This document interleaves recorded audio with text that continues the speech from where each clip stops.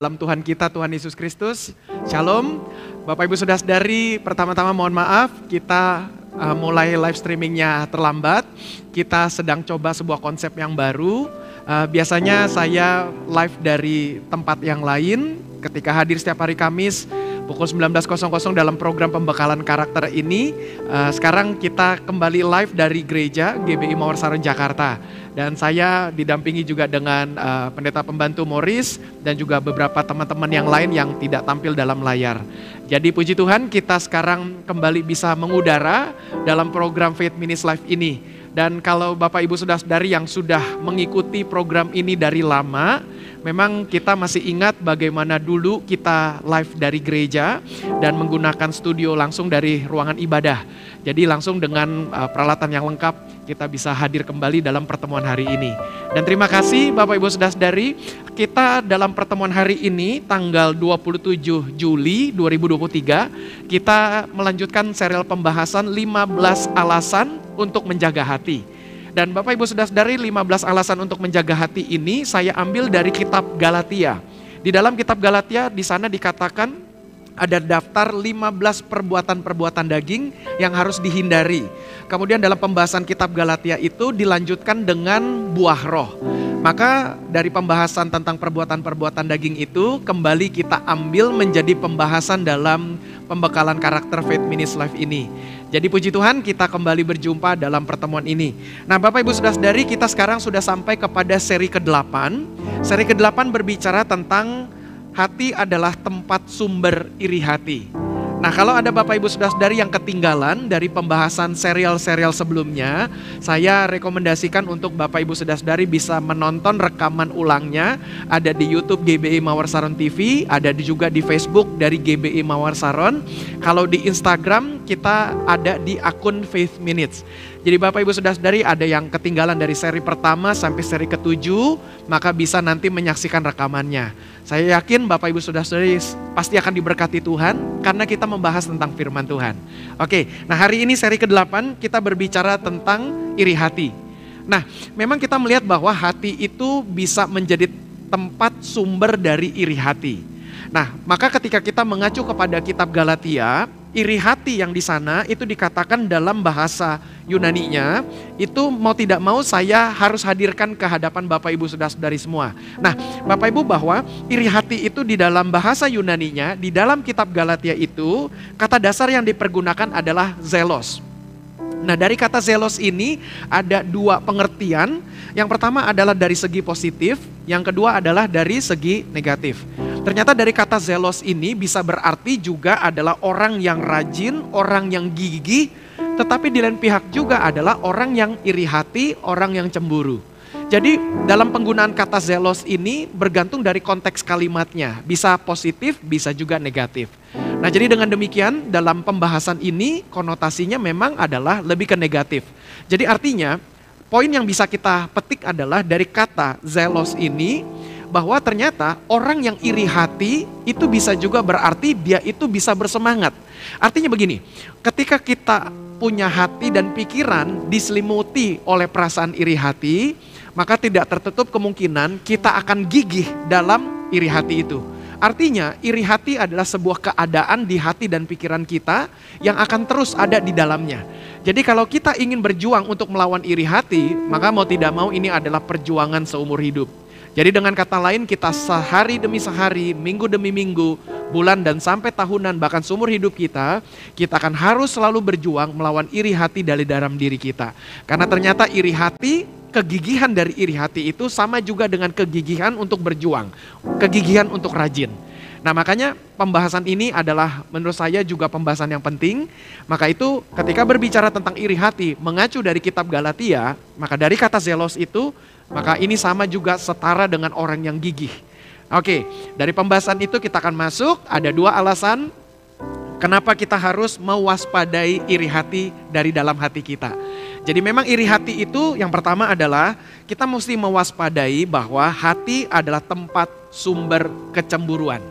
Dari kata zelos tadi itu memang kita bisa lihat bahwa ternyata di dalam kata iri hati atau zelos itu bisa juga ada kecemburuan, bisa juga ada persaingan. Maka itu kita bisa lihat yang pertama adalah tentang kecemburuan. Jadi dari kata zelos tadi, definisi yang pertama adalah orang bisa merasa cemburu, yaitu dalam perasaan kecemburuan. Nah maka itu kita bisa melihat sebentar definisi dari Kamus Besar Bahasa Indonesia, apa sih tentang kecemburuan? Menurut KBBI, kecemburuan itu adalah keirihatian, kesirikan, bisa juga kecurigaan, kekurang percayaan. Makanya dari pembahasan ini kita bisa mendalami lebih dalam lagi, yaitu dengan menyadari bahwa berbicara tentang hati ini adalah tempat sumber iri hati, maka kita harus mewaspadai hati kita, jangan sampai ada muncul kecemburuan. Nah kecemburuan itu apa sih? Kecemburuan itu bisa saja merasa tidak atau kurang senang melihat orang lain beruntung. Itulah perasaan cemburu. Misalnya ketika kita melihat teman kerja kita, kok kenapa kita kerja sama-sama, lulus kuliah sama-sama, kok ternyata karirnya lebih bagus dari karir saya. Maka kita merasa cemburu, nah itu adalah munculnya dari hati. Nah dari pembahasan seri ke-8 ini, Bapak Ibu Saudara-saudari, targetnya adalah supaya saya, Bapak Ibu Saudara-saudari semua, kita mau belajar bahwa rasa cemburu kepada orang lain itu selalu munculnya dari dalam hati kita. Nah makanya pembahasan ini dari pembahasan karakter, mau membantu Bapak Ibu Saudara-saudari mulai dari diri kita harus mengalami restorasi. Nah restorasi yang ke-8 dalam serial ini adalah mari kita jaga hati kita supaya kita tidak cemburu kepada orang lain. Biarlah kita mulai menyikapi diri kita, melihat orang lain berhasil, lebih hebat dari kita, lebih terkenal dari kita, di media sosial followernya lebih banyak dari diri kita, dalam pelayanan dia lebih dipakai Tuhan contohnya dibandingkan pelayanan kita, ya kita mesti menjaga hati kita untuk tidak cemburu. Nah ini adalah munculnya dari dalam hati kita. Dengan demikian Bapak Ibu Saudara-saudari dan tentu juga saya, kita harus berjuang menjaga hati kita untuk tidak cemburu. Puji Tuhan. Nah itu selalu munculnya dari hati kita. Makanya dalam khotbah minggu saya memisahkan antara pikiran dengan hati. Pikiran adalah tempat di mana kita baca firman Tuhan, kita taruh dalam pikiran kita. Kita ikut kuliah, sekolah, webinar, seminar, pelatihan-pelatihan, training dalam dan luar negeri. Nah semua itu kita taruh di dalam pikiran kita, ilmu-ilmu tersebut. Nah tetapi dalam hati kita, di sanalah kita simpan karakter kita, segala bentukan kita dari masa lalu kita itu di dalam hati kita. Nah itulah yang menjadi sumber dari pola kehidupan kita. Artinya karakter kita munculnya dari hati. Maka itu seringkali kita melihat apa yang sudah kita pelajari, disimpan di dalam pikiran, ternyata seringkali kalah dengan suasana hati kita. Contohnya ketika kita sedang marah, sedang mood kita tidak bagus, terganggu, maka percuma juga gelar yang panjang, gelar yang tinggi, karir yang posisinya kita sudah baik, tetapi orang akan berkata percuma juga ya gelarnya banyak, tetapi ternyata perbuatannya seperti itu. Nah ini menjadi gambaran seringkali manusia, bisa juga saya dan kita semua dikalahkan, ilmu kita ini kalah dengan suasana hati kita. Makanya janganlah aneh dan kaget ketika melihat ada orang yang terpandang, kok kenapa ya bisa melakukan kesalahan, orang yang terpandang harusnya pekerjaannya mulia, misalnya contoh seorang hakim adalah pekerjaan yang mulia, harusnya dia menghadirkan keadilan, tapi ternyata hakim itu bisa disuap, hakim itu bisa disogok. Nah jadi dengan kata lain harusnya hakim itu dengan gelar pendidikan, posisi terhormat yang dia miliki, harusnya dia bisa mengendalikan hatinya dari keserakahan, mengendalikan hatinya dari ketamakan, tapi ternyata tidak sedikit orang kalah dengan hatinya. Nah sama juga misalnya contoh dengan pendeta, rohaniwan, pelayan Tuhan, kita sudah lihat misalnya worship leader, pelayan Tuhan, kemudian juga pendeta, kok kenapa ya masih bisa melakukan kesalahan? Karena pada saat melakukan kesalahan itu, ilmunya, jabatannya kalah dengan suasana hatinya. Maka itu memang kita lihat hati itu bisa menjadi tempat sumber dari iri hati. Nah ini seri ke-8. Jadi Bapak Ibu Saudara-saudari memang kita mesti mewaspadai, jangan sampai kita cemburu dengan orang lain, kita melihat orang lain lebih hebat, orang lain lebih terpandang, orang lain lebih berhasil. Nah ini harus kita jaga di dalam hati kita. Jangan sampai kita menjadi iri karena melihat orang lain lebih berhasil. Itu mengacu dari terjemahan Kamus Besar Bahasa Indonesia. Nah puji Tuhan. Nah kita juga melihat bagaimana yang berikutnya adalah bukan hanya berbicara tentang hati itu sebagai tempat di mana kita memiliki kecemburuan, tapi kita juga mesti waspada. Dari hati kita ini bisa muncul juga perasaan-perasaan negatif lainnya. Nah ini memang semua bersumber dari dalam hati kita. Jadi Bapak Ibu Saudara-saudari, kita mesti betul-betul menjalani tahun restorasi ini yang menjadi komitmen bersama di tahun 2023 supaya Bapak Ibu Saudara-saudari dan saya bisa menjaga hati kita, merawat hati kita dengan baik, dan kalau kita sudah meniti karir kita dalam pekerjaan kita, doa saya adalah Bapak Ibu Saudara-saudari karirnya makin baik, karirnya makin naik. Kita seperti kata firman Tuhan tidak lagi menjadi ekor tetapi kita menjadi kepala. Kita tidak turun tapi kita menjadi naik. Namun ada konsekuensinya. Ketika karir kita naik, tidak lagi turun, maka ada konsekuensinya. Ketika karir kita naik, maka ada beban tanggung jawab moral yang harus kita praktekkan karena jabatan kita sudah semakin tinggi. Contoh, ketika saya menjadi seorang pendeta, maka sebagai seorang pendeta, tuntutannya adalah saya harus menjaga moralitas saya. Ketika saya menjadi gembala, maka tuntutannya adalah saya harus menjaga moralitas saya. Saya harus menjadi contoh, menjadi teladan. Makanya saya harus bisa menguasai hati saya. Saya masih pendeta, saya masih manusia, masih bisa marah, masih bisa kecewa, masih bisa iri hati. Nah, itulah perjuangan di dalam batin saya. Artinya apa? Saya sebagai pendeta, Bapak Ibu Saudara-saudari sebagai orang Kristen yang bekerja tidak menjadi pendeta, tidak menjadi rohaniwan, sama-sama kita dipanggil Tuhan untuk menjadi berkat. Kita dipanggil Tuhan untuk menjadi terang, untuk menjadi garam, bisa memberikan pengaruh positif kepada orang lain. Bahkan Tuhan Yesus juga berkata, kita ini adalah surat Kristus yang terbuka. Maksud saya Alkitab berkata, kita ini adalah surat Kristus yang terbuka dan dapat dibaca oleh semua orang. Maka itu mau tidak mau kita harus bisa mengendalikan suasana hati kita. Nah, seri ke-8 ini adalah kita harus menjaga suasana hati kita dari perasaan cemburu. Nah, karena perasaan cemburu itu akan berdampak juga bagi diri kita sendiri. Kalau kita diselimuti dengan perasaan cemburu, iri hati, maka kalau kita sudah iri hati dan kita cemburu, dampaknya bagi diri kita sendiri. Makanya ketika orang-orang sudah tahu bahwa Pak Yohanes itu orangnya selalu cemburu, orangnya selalu iri hati, pasti akan selalu nampak dari perbuatan-perbuatan kita, tutur kata kita, sorot mata kita, dan pada akhirnya orang-orang tidak akan mau bergaul dengan kita lagi. Nah, kalau orang sudah tidak mau bergaul dengan kita lagi, saya rasa sulit untuk kita bisa mencapai keberhasilan. Karena saya sangat yakin keberhasilan dalam hidup ini harus dibantu dengan orang lain. Saya bisa menjadi gembala, memimpin gereja yang besar ini, ada Morris, ada bapak-bapak yang lain yang ikut membantu saya di belakang layar. Ini di belakang layar ada berapa banyak nih orang-orang yang ikut membantu saya? Ada sekitar 5 orang lagi. Jadi dengan kata lain, program Faith Minutes Live ini bisa berjalan dengan baik karena ada topangan orang lain. Jadi keberhasilan itu tidak bisa kita dapatkan seorang diri. Nah, jadi dengan demikian kalau kita terus iri hati sampai orang bisa merasakan, dia mah selalu iri hati, dia selalu cemburu, pasti orang lama-lama tidak akan suka bergaul dengan kita. Tapi ada juga andai kata orang yang mau bergaul dengan kita, bisa dipastikan orang-orang tersebut masih sama dengan kita. Orangnya selalu iri, orangnya selalu cemburu. Karena dalam istilah yang saya pernah dengar, ikan akan kumpul dengan ikan yang sama. Binatang akan kumpul dengan binatang yang sama.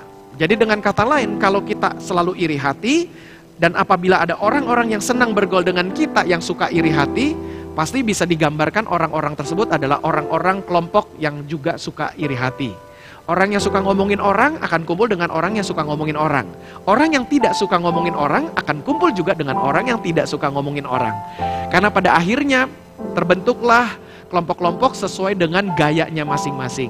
Jadi Bapak Ibu Saudara-saudari, kalau kita iri hati akan merugikan diri kita sendiri karena orang-orang tidak akan mau bergaul dengan kita. Nah, kalau ada orang yang mau bergaul dengan kita karena kita iri hati, orang-orang tersebut pasti juga adalah orang-orang yang selalu iri hati. Pada akhirnya kita kumpul dengan orang-orang yang selalu iri hati, kita akan sulit untuk mencapai restorasi. Karena terus-menerus kita akan menjadi iri hati karena lingkungan itu juga adalah lingkungan yang iri hati. Jadi dengan kata lain, betullah apa kata Alkitab? Pergaulan yang buruk merusakkan kebiasaan yang baik.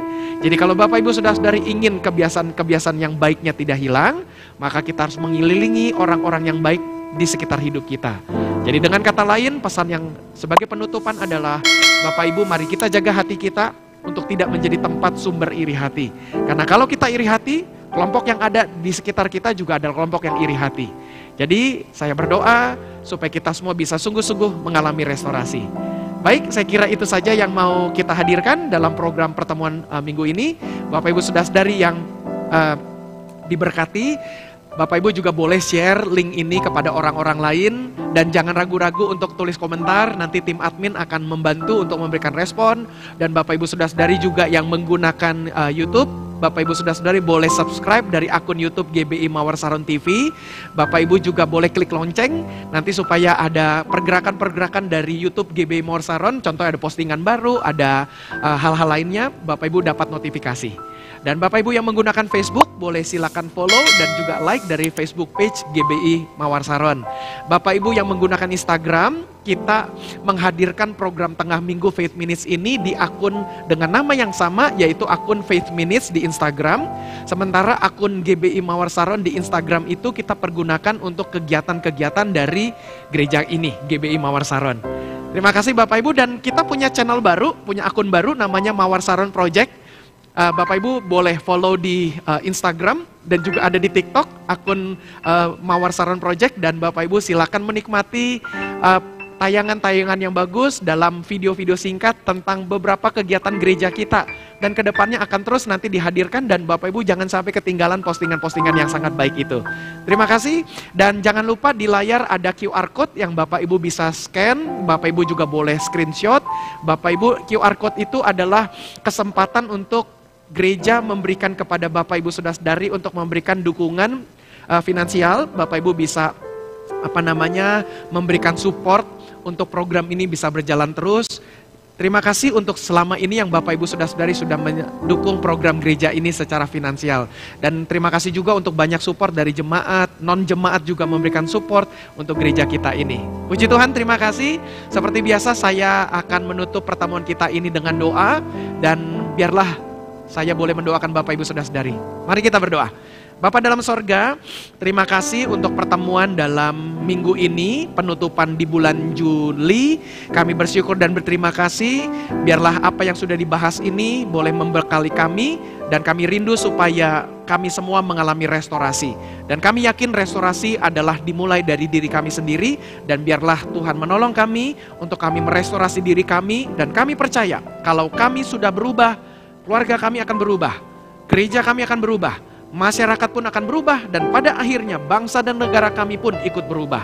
Memang ini adalah pekerjaan besar yang kami mendapatkan kepercayaan dari Tuhan, bahwa kami memang harus menjadi terang dan garam dunia.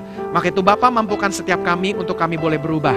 Dalam hal ini kami belajar untuk kami tidak mudah iri hati, untuk kami tidak cemburu terhadap keberhasilan orang, karena semua iri hati, semua perasaan cemburu itu muncul dari hati kami masing-masing. Terima kasih Bapa, kami berdoa biarlah Tuhan memberikan kemampuan kepada kami, supaya kami bisa sungguh-sungguh berkarakter Kristus dan berjiwa misioner. Terima kasih Bapa, apabila ada di antara kami yang punya pergumulan hidup, Tuhan tolong, dalam nama Tuhan Yesus Tuhan buka jalan. Dan apabila ada kami yang sakit, Tuhan sembuhkan dalam nama Tuhan Yesus Kristus. Kami percaya Tuhan menyembuhkan setiap kami. Terima kasih Bapa. Tentu kami berdoa bagi gereja kami, GBI Mawar Saron Jakarta dan cabang-cabang. Tuhan memberkati. Dan kami doakan bangsa dan negara kami Indonesia. Tuhan memberkati Indonesia. Terima kasih Bapa. Inilah doa kami. Kami menutup program Faith Minutes Live episode ini. Ke dalam nama Tuhan Yesus Kristus kami berdoa dan mengucap syukur. Haleluya. Amin. Baik, puji Tuhan, terima kasih Bapak Ibu Saudara-saudari. Selesai sudah program kita pembekalan karakter Faith Minutes ini. Biarlah kita akan ketemu dalam pertemuan minggu depan dalam program yang sama. Bapak Ibu jangan lupa, kita juga punya program tengah minggu lainnya, namanya adalah Faith Bible Minutes, program pembekalan Alkitab. Bapak Ibu boleh mengikutinya dengan pembahasan serial 28 gelar dan nama dari iblis menurut Alkitab. Bapak Ibu akan sangat diperlengkapi dengan pembahasan tersebut. Tentu jangan lupa setiap hari Minggu kita ibadah Minggu seperti biasa, pukul 6 pagi, pukul 9 pagi, pukul 1.30 siang, dan pukul 5 sore waktu Indonesia bagian Barat. Terima kasih, kami semua undur diri dari GBI Mawar Saron dalam program Tengah Minggu Faith Minutes Live. Tuhan Yesus memberkati.